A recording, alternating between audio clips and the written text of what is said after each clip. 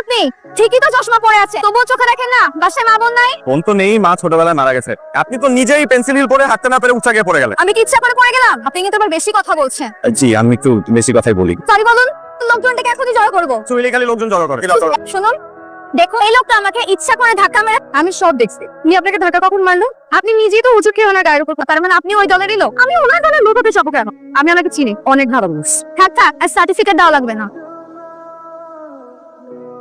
চলেন এক কাপ চা খাই। দোকানে যেয়ে বলবেন যে মামা এক কাপ কৃতজ্ঞতা চা দাও তো। দেখলেন সময় কত বৈচিত্র্যময়। একসাথে আমরা পড়ুয়া কোচিং সেন্টারে কতদিন পড়িয়েছি, কখনোই আমাদের কারোর সাথে দেখা হয়নি, কথা হয়নি। আপনি পড়ুয়া কোচিং এর টিচার ছিলেন?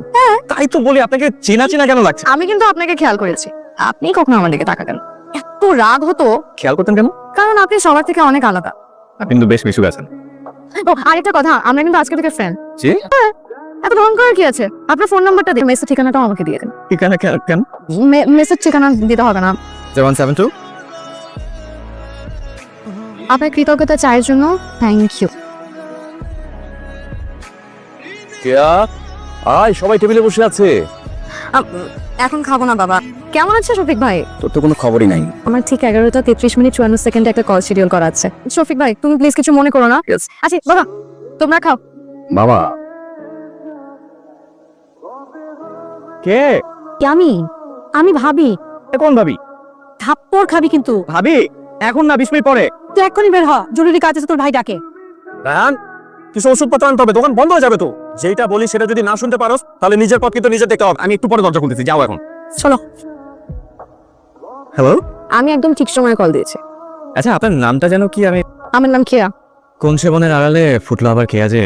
রায়হান, আমি অনেকদিন ধরে আপনাকে চিনি না, এত ঘুরায় পেঁচে আমি কথা বলতে পারবো না। আমি আপনাকে অনেক পছন্দ করি। আমি আপনাকে খুব পছন্দ করি। এই পছন্দ কোনো স্বাভাবিক পছন্দ না, আমাকে নির্লজ্জ ভাববেন না প্লিজ। কি বলছেন? রায়হান, আপনি দেখতে এত স্মার্ট, তো আপনার কথাবার্তা না এত ব্যাকডেটেড। বোকা নাকি আপনি? আচ্ছা কেয়া, আজ আমি একটু রাখি। পরশুদিন সুলতান মামার দোকানে আপনার চা খাওয়া দাওয়াত। ভাই, আমাকে আপনার কেমন মেয়ে মনে হয়? বেহায়া টাইপ না, কেন বলুন তো? একবারে এত কিছু করছি। ভেবে কি উত্তর পেলাম? অনুভূতি কিরকম জিনিস জানেন? অনুভূতি এমন একটা জিনিস যেটা জমা হতে হতে মায়ার সৃষ্টি হয়। তাহলে তো অলরেডি আমি আপনার মায়ের খেয়ে রেখেছি। এমন কেন হলো? জানি না, না এমন ছিলাম না কখনোই। কোথা থেকে যে এত মায়া এসে ভর করলো।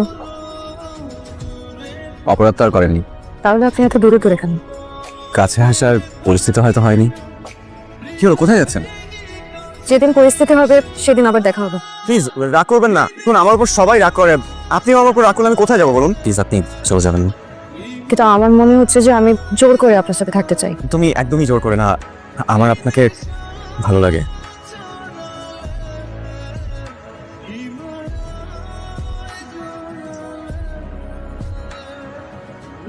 কি যে জ্যাম আজকে রাস্তায় জানো। একটু ঠান্ডা পানি দাও তো আমাকে, রুমে যাচ্ছি। নিয়ে খাও। কি ব্যাপার, সমস্যা কি বলো না? তুমি জানো না যে আমি খুব স্পষ্ট কথার মানুষ। যত তাড়াতাড়ি সম্ভব রায়হানকে বাসা থেকে সরাও। ও কি তোমার মাথার উপরে বসে আছে নাকি যে সরাবো? কি হয়েছে? এরকম আচরণ কেন করতেছো? মানে তুমি বুঝো না বিষয়টা। আমাদের বাসাটায় রায়হানের কি কাজ? যাও একটা চাকরি করতো, সেটাও শেষ। কথা বললো তো আমার ভাই শোনে না। আমার পুরো বাসাতে একটা লম্বরখানা খুলে রেখেছি। রায়হানের উপরে কতদিনের ক্ষোভ তোমার সেটা আমি জানি না, তবে একটা কথা তোমাকে স্পষ্টভাবে বলে দিতে চাই। আমার জীবনে তোমার গুরুত্ব যতটুকু, রায়হানের গুরুত্ব ঠিক ততটুকু। তো কোথাও যাবে না। আমি এক্সট্রিমলি সরি। It's okay. পারলে রায়হানকে একটা কল করো। অনেকদিন না আমরা একসাথে বসে খাবার খাই না। আমার সাথে যদি তুমি রায়হানকে ফোন দাও বেশি খুশি হবে। ওকে। এই যে বিস্কিট নাও। এখানে কেন? ওরা আমার খুব প্রিয়, আমার বন্ধু। আমাকে একটা বিস্কিট দেন, আমিও খাওয়াই। আসসালামু আলাইকুম। কার কাছে? আপনারা নাকি অনেক ভালো, তাই আসলাম। কারা ভালো? রায়হান বলেছে যে ভাইয়া ভাবি নাকি অনেক ভালো। তুমি কিয়ানা? আপনি আমাকে চিনেন? চিনবো না কেন? আচ্ছা দাঁড়িয়ে কেন আসলাম, ভিতরে আসো। বসো, আমি একটু নিচে যাবো আর আসবো। কি মনে করে হঠাৎ? ভাবি আজ রায়হানের জন্মদিন, ওর ফোনটা বন্ধ, তাই। তোমার আর রায়হানের রিলেশনটা কেমন? পালিয়ে বিয়ে করে ফেলো, তাই একবার বিয়ে হয়ে গেলে সব ঠিক হয়ে যাবে। করবো পালিয়ে? প্রেম করবে, বিয়ে করবে না? রায়হান কেমন বেকার, কোনো দায়িত্ববোধ নেই ওর মধ্যে। একটু দায়িত্ববোধ আসবে, তোমাদের আলাদা একটা সংসার হবে। রায়হান আসে না কেন? আমি কি চলে যাবো? না, বসে চলে আসবে এক্ষুনি। আসতে পারি? অবশ্যই। এই যে মোমবাতিটা দেখছো, এগুলো আমি লাগিয়েছি। এগুলো আমি সব জ্বালিয়ে দেবো। যতক্ষণ আগুন জ্বলবে ততক্ষণই প্রেম চলবে। আগুনটা নিভে যাবে, দুজন সোজা কেটে চলে আসবে। এমন একজন ক্রিয়েটিভ মানুষ ফ্যামিলিতে থাকলে কিন্তু বেশি সুন্দর হয়ে যায়। তো আজ আপনি হঠাৎ করে আপনার পাশে থাকার জন্য আসলাম। কতদিন আমার পাশে থাকতে চান? যতদিন আপনি সুযোগ দিবেন। আমি সুযোগ দেওয়া কে বলুন? মাঝে মাঝে নিজেকে খুব তুচ্ছ মনে হয় জানেন। মানে আমি শুধু দেখতেই সুন্দর, এছাড়া আমার কিছুই নেই। মানে আমাকে ভালোবাসার মতো আমার কাছে কি আছে বলুন? তার কাছে মায়া তো আছে।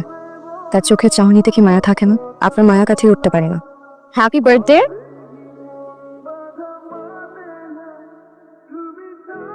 কিরে শফিক, আয় আয় ভিতরে আয়, বস। কোনো কথা থাকতে বাসায় এসে বলছি। এঙ্গেজমেন্টের রিংটা কিনলাম তো। ওই দেখা দেখা দেখা দেখা, এই যে খুব সুন্দর।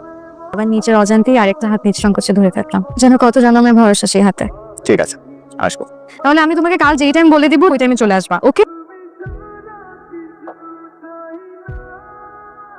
এত দেরি সহ্য করা যায়? ভালোবাসার মানুষের জন্য সারা জীবন অপেক্ষা করা যায়। আমি বাসা থেকে বের হওয়ার পরে আমার জুতা ছিঁড়ে যায়। তুমি এত ছন্ন ছাড়া, মাঝে মাঝে মনে হয় তুমি আমাকে ভালোবাসো না। আসলে একটু ছন্ন ছাড়া মানুষের ভালোবাসা হতে এমনই হয়। এই নাও। চলো কোথাও গিয়ে বসি। ওইদিকে দেখো, একটা গাছ আছে, দেখছো? একটু খেয়াল করলে দেখবা একটা লোক আমাদেরকে অনেকক্ষণ ধরে ফলো করছে। কে উনি, তুমি চিনো? শফিক ভাই।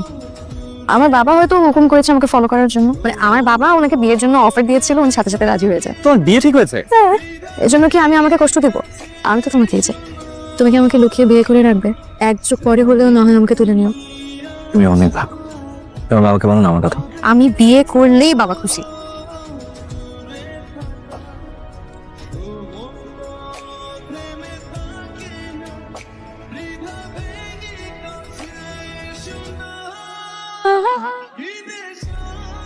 চাই চিনি কয় চামচ দিব? শফিক ভাইজান আছে না, উনি আবার চাই চিনি খান না। শফিক ভাইজানের কথা এখানে কোথা থেকে আসতেছে? এমনি আসতেছে। আমি একটু রায়হানের সঙ্গে কথা বলবো, তুমি ভেতরে যাও। আমার সামনে বললে অসুবিধা কি? আমি তো আর বাহিরের কেউ না। তুমি কি শফিক ভাইকে ম্যানেজ করতে পারলেই হবে? আমি তো ওনার সাথে যে কথা বলবো। প্লিজ। তাহলে তোমরা দুজন বসে গল্প করো, আমার প্রিপারেশন নিয়ে আসি। তুমি কি ভাবছো আমি কিচ্ছু বুঝি না? তোমার মতো অযোগ্য লোককে আমি চাকরিচ্যুত করেছিল, সেই ক্ষোভ থেকে তুমি আমার মেয়েকে টার্গেট করেছো। তোমার এই আশা আলতাফ চৌধুরী কখনো পূরণ হতে দেবে না। তোমাকে এমন উদ্ভ্রান্ত লাগছে কেন? একটু সমস্যা হচ্ছে। রায়হানের সাথে কি তোমার প্রেমের সম্পর্ক? জি। কি রায়হান কোনো সমস্যা করেছে নাকি? না না না, সমস্যা আমার বাবা। কি ব্যাপার, দুজন একসাথে? টাইমিংটা মিলে গেছে। দাও, ও রুমেই আছে, আসো। সমস্যা কি খুব ভয়াবহ? একদম ডিরেক্ট রুমে চলে আসছো? আমার বাবার তোমাকে পছন্দ হয়নি। শফিক ভাইয়ের সাথে নাকি আমাকে বিয়ে দেবে, সবকিছু ফাইনাল। কেন তোমার বাবা তোমাকে কিছু বলেনি? না তো। শফিকের আন্টিটা হাতে পড়ে ফেল। শোনো, 18 তারিখ আমার এঙ্গেজমেন্ট। তাহলে তুমি আমাকে নিয়ে পালাবে? কথা বলছো না কেন? না পালা না, রায়হান পালায় না। তুমি রায়হানকে কি এমন বলেছো যে ও রাগ করে বাসা থেকে চলে গেছে? আলতাফ চৌধুরী কখনো কাউকে জবাবদিহিতা করেনি। দেখো, রায়হান তোমার পছন্দের, শফিক আমার পছন্দ।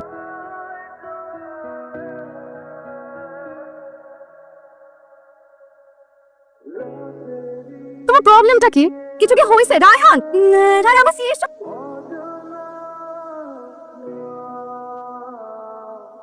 কিরে, টাকা লাগবে? না, কিছু কথা বলার জন্য আসছি। আরে বাবা, সেটা তো বাসায় গিয়ে বলা যেত। আমি শফিক ভাইকে বিয়ে করব। তোমাদেরকে খুশি রাখাই আসলে অনেক বেশি ইম্পর্টেন্ট। এঙ্গেজমেন্টের প্রিপারেশন নেওয়া স্টার্ট করো বাবা।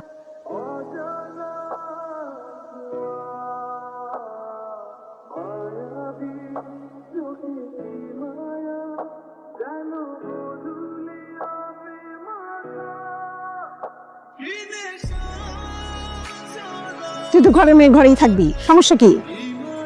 আপনার ছেলে কোথায়? ভাইজানকে নিয়ে আংটি বদল করতে গেছে, আরো নাকি দামি আংটি নিতে হবে। আর খুলে দেখ তোর পছন্দ হলো কিনা। কোথায়